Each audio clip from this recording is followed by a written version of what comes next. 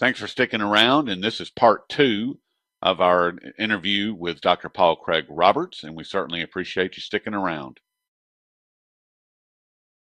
Speaking of Putin and Trump negotiating with Putin, Craig, one thing that I'm still trying to make heads and tails of was the announcement, I guess, about a week and a half ago that Putin made that he was going to pull the Russian military out of Syria. And we were wondering what your take is on that, or if you can help us make some sense of it. Well, yes, this is a brilliant stroke, in my view. Putin has done, he's had just one amazing, brilliant stroke after the other. You may remember it was last September, I think on the 28th, at the UN meeting, and Putin said that we can no longer tolerate the state of affairs of the world. 2 days later, he's taken over the war against ISIS. This caught everybody off guard.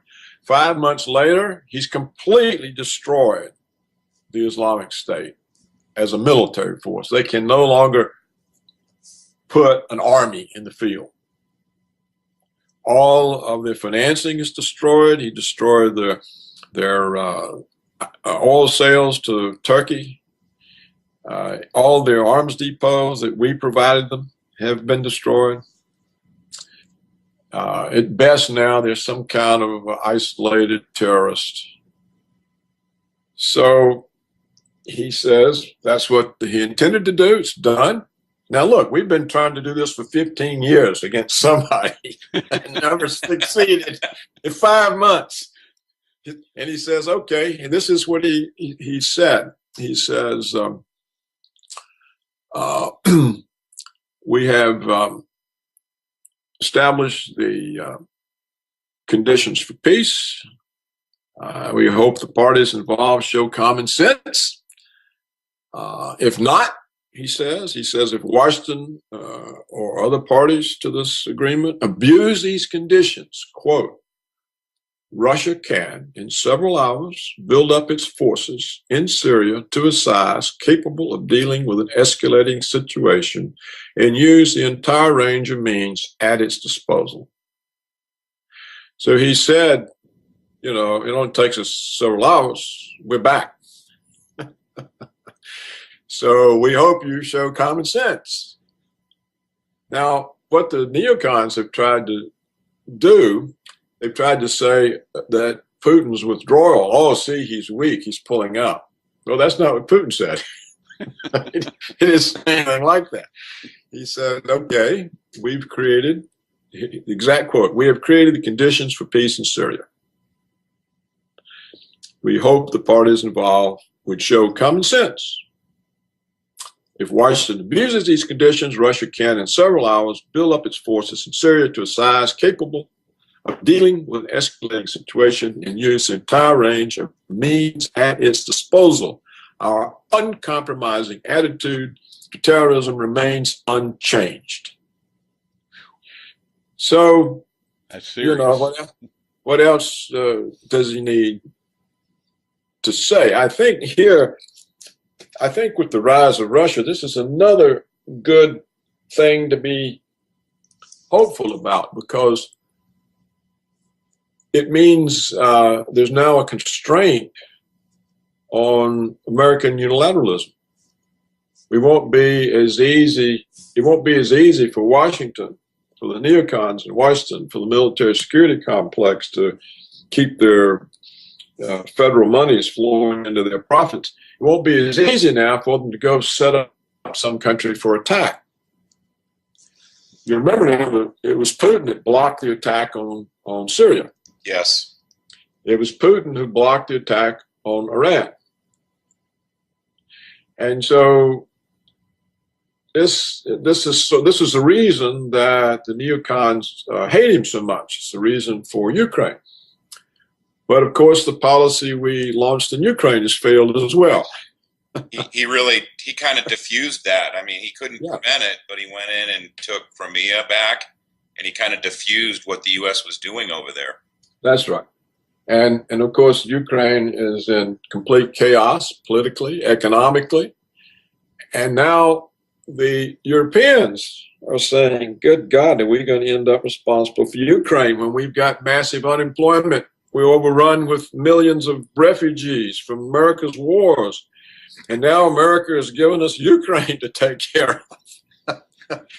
You see what Putin is really doing.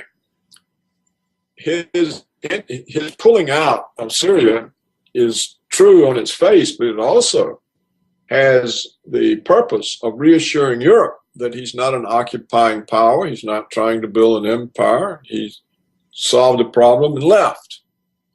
And now go ahead, make the peace. Here you have. I'm giving you the opportunity. So the Europeans are starting to see that this is the real leader. He doesn't have evil intentions against them or anybody else.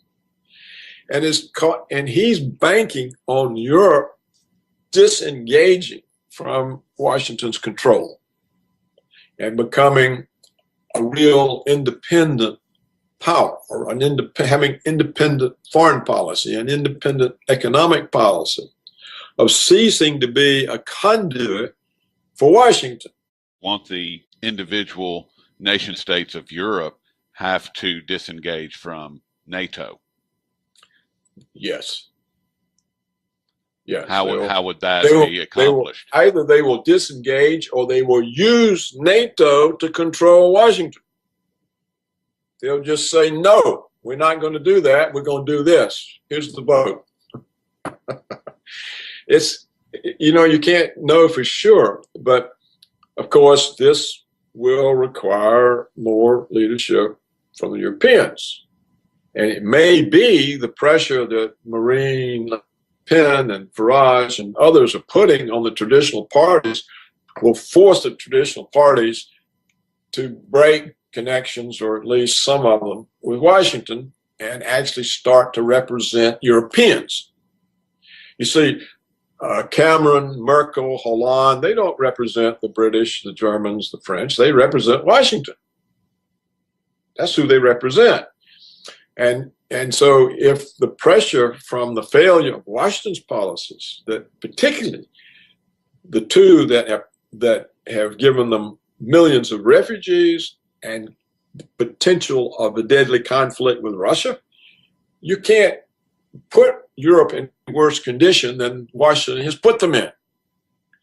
And so now if they're faced with a rise in alternative parties, then the establishments have to decide whether they go down with the ship or do they change to stay in control. And so they may start preempting Marie Le Pen. They may start preempting Farage by starting to talk independently of Washington. And they may have to do that for survival, in which case then Putin has achieved the aim. He's busted up the American empire. The neocons can no longer run around talking about American hegemony over the world, the exceptional, indispensable people who are not bound by international law or any kind of law, just by our will, our power, the God-chosen people. All of this disappears. And I think that's what he's really playing for. He would rather have the situation resolved in that way than to come to military blows, because he knows that with nuclear weapons, there's nobody survives.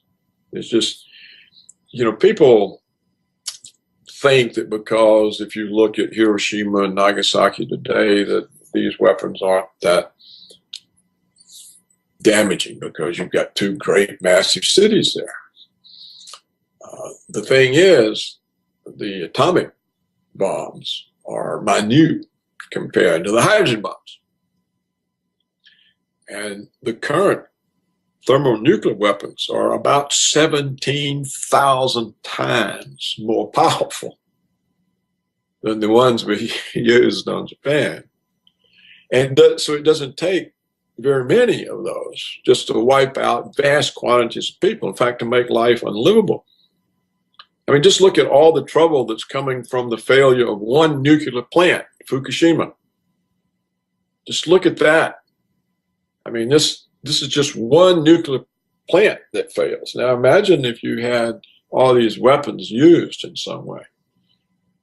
A lot of scientists have said that if the United States or Russia used only 10% of its current arsenal, that life on Earth would cease to exist. So, you know, Putin's very much aware of that. He doesn't talk about winning nuclear wars. And like the idiots in Washington talking about winning nuclear wars. And this crazy William Crystal that runs around saying, what's the use of nuclear weapons if you can't use them? So I think that if you put all this in context, you see that Putin realizes that the United States, under control and influence of the neoconservatives and the just homegrown American hubris and arrogance, is a threat to life on Earth. And that Russia is not prepared to become a vassal to avoid this threat and has to defeat it, but in a peaceful way. And that's what his policy is. And that's what we see him doing over and over. When the Ukraine coup happened and went crazy, Russia could have taken Ukraine in probably 2 days. Why didn't he do it? I mean, Ukraine couldn't have done anything about it if the Russian army came in there. He could have hung all of the puppets we appointed. Probably 48 hours, 76 hours. The whole thing would have been over with. He could have said, well, not just Crimea has come back to Russia, but Ukraine. It's been with us for 300 years. The Americans tricked us out of it when the Soviet Union collapsed, but it's now back where it belongs. And nobody could have done anything. Why didn't he do that? He didn't do it because he knew it would play into the American propaganda with the Europeans. And he's more interested in busting up American control of Europe than he is in taking Ukraine back. So he's left it there, and he handles it in a way that increasingly points out that the Americans have created a huge problem for Europe by organizing the coup in Ukraine. So as long as you have somebody that capable, see, my fear is that the CIA is working overtime to come up with a way to assassinate Putin, because he is clearly a major danger to American control of the world. And particularly now that the Russians and the Chinese are in a strategic alliance. I mean, you know, really, if you think about it, the United States is not a match for the combination of Russia and China. So all of this can work to encourage political leadership in the West, not just in Europe, but here. We could see a change, and we could see 1% removed from the control that it hasn't had since the robber barons in the Roaring '20s. And we could see a return of the kinds of regulation that makes capitalism workable for everybody and not just for the 1%. And if we don't get that, we're basically finished as a country. If the CIA were to take out Putin, wouldn't Lavrov and Medvedev, I'm not sure I'm pronouncing that right, wouldn't they step in to that void and immediately align with China and immediately come after the United States, NATO, through Europe? Or how would that?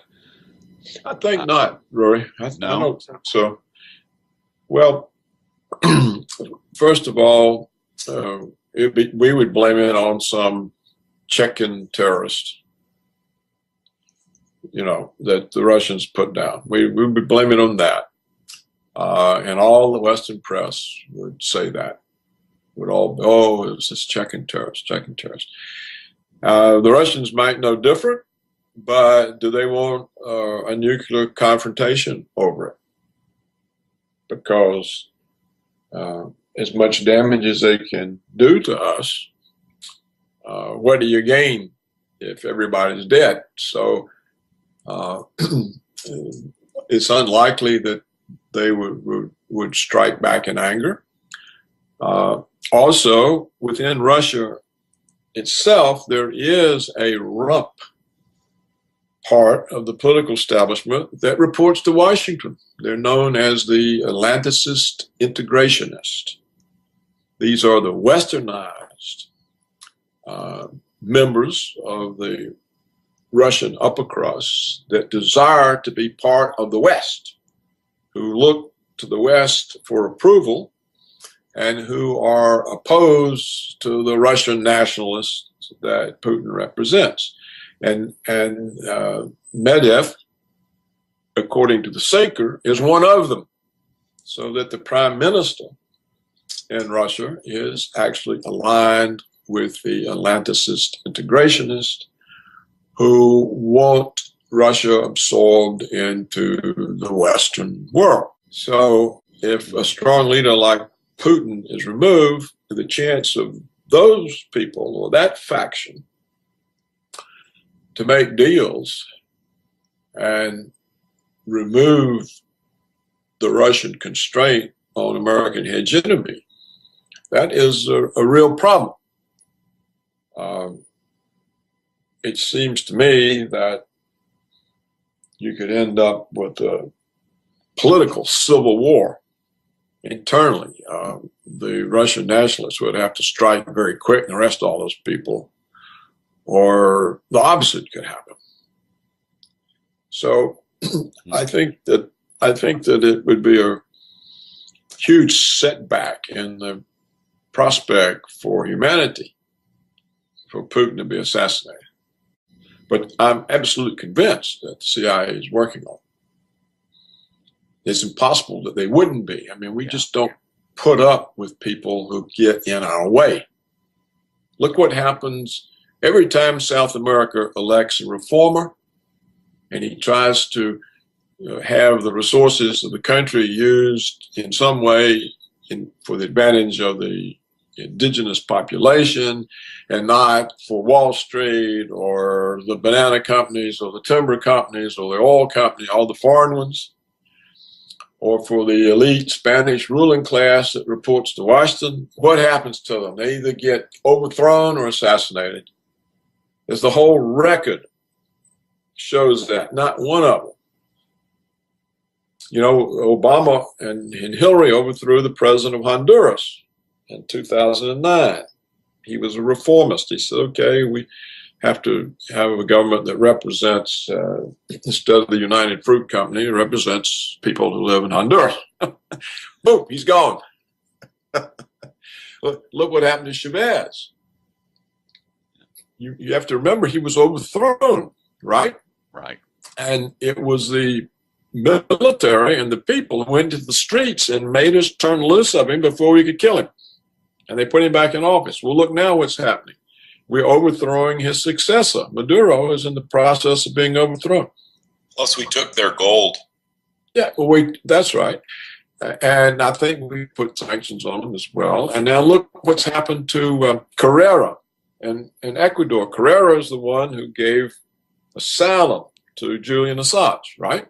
Yep. Now, when Carrera came in, he evicted the American air base. He said there would be no oil concessions to foreign oil companies in the Ecuadorian rainforest. He took other measures that were blocking the ability of American firms to exploit the country. So what did we do? We had overthrown so many people or killed them that this time we sicked the Ecuadorian police on him. So the Ecuadorian police, led by a graduate of the School of the Americas, that's where we train our people that we send back to Latin America to oversee things. The Ecuadorian police exercised a coup against Carrera, but it was blocked by the military. But Carrera got the message, and he changed his policies.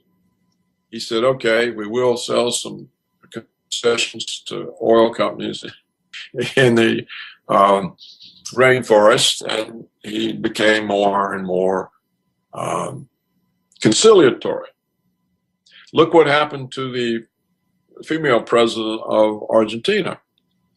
You may remember the Argentine bonds were down next to nothing. The vulture fund, the American vulture funds, bought them up and then demanded payment 100 cents on the dollar. And the president of Argentina said, no, we've defaulted. But these bonds weren't legitimate in the first place, but we've defaulted. We're not paying. So what happened? We've got her all framed up in our own country with all kinds of charges. She's out now. Now we have this right-wing kook who reports to Washington running Argentina.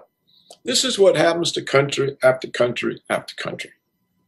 If you read John Perkins' book, Confessions of an Economic Hitman, he'll give you the whole rundown, how it happens. He's part of it.